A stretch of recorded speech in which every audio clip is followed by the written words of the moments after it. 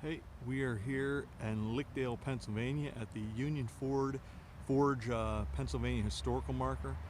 This is the site of a charcoal iron forge begun about 1782 by Curtis Grubb, owner of Cornwall Iron Furnace, a major user of Cornwall iron.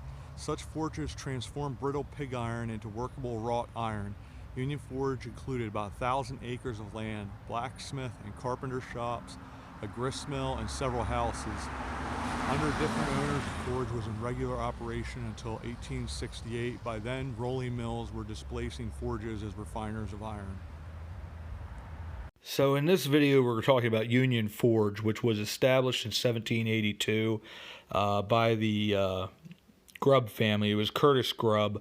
It was built about 1782, and they held on to that for a little while before they eventually wound out selling it to the Coleman family.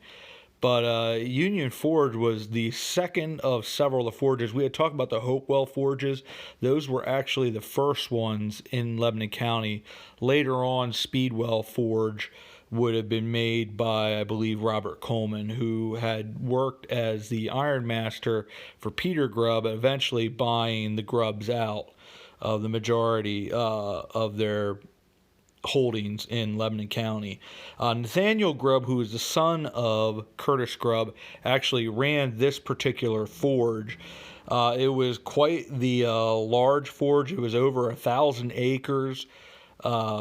Really quite impressive. Like, they had everything from blacksmiths to grist mill.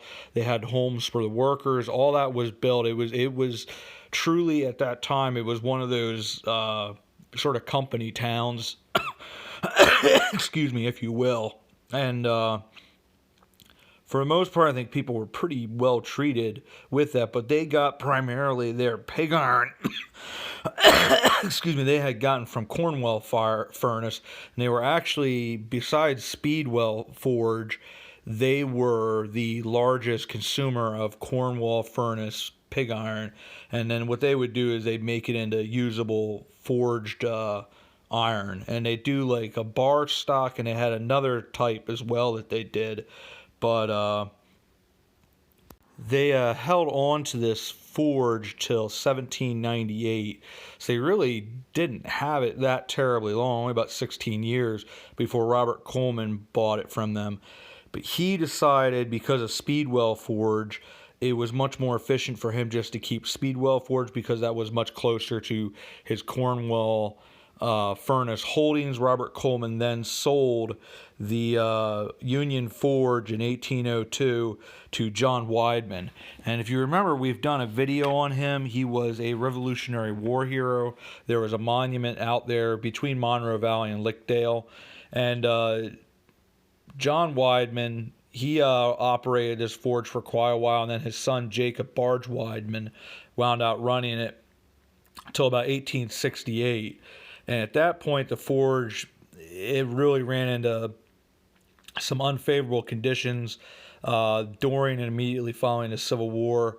A lot of it had to do with labor, and the markets were really not good for the forges. And at that point, he wound out Jacob Barge C. Weidman, the son of Jacob Barge Weidman, sold it to a J and R Mealy of Lebanon and a Samuel Light, and they tried to operate this, but once again, it was basically, at that point, the forge was really just not doing well, and eventually it was going to go bankrupt.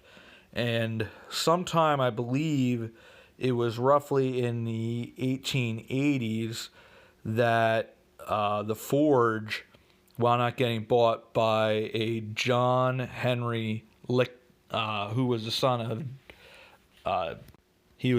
the famous James Lick, who was the California businessman.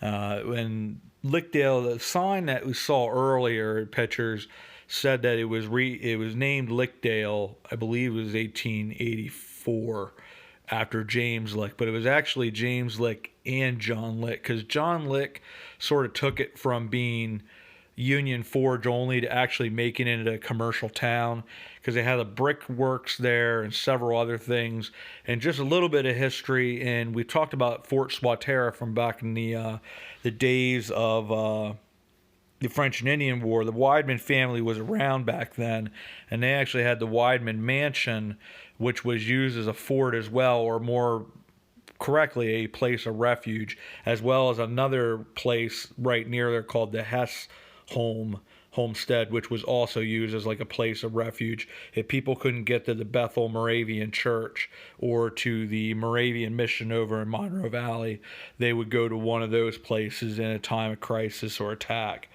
But Union Forge, eventually it went out of business, because unfortunately, as the rolling mills sort of took over, they were a much more efficient process to make the iron. And at that stage too, a lot of the big iron dynasty families like the Colemans and the Grubbs would only operate for maybe another 30 years before they started selling out all of their operations to, like, Bethlehem Steel, for instance, bought Cornwall Furnace and any of their other holdings as well.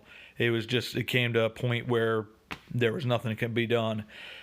But talking about John Lick, who's in the picture right here, he was a very influential man. He did a lot for the community, really, really took care of the local residents. He was the Grubbs sort of, in a way, took advantage, which a lot of the company towns did, whereas he was quite the philanthropist. So with that, we will end this video, and we will say once again, thank you, everyone, and we will see you about town.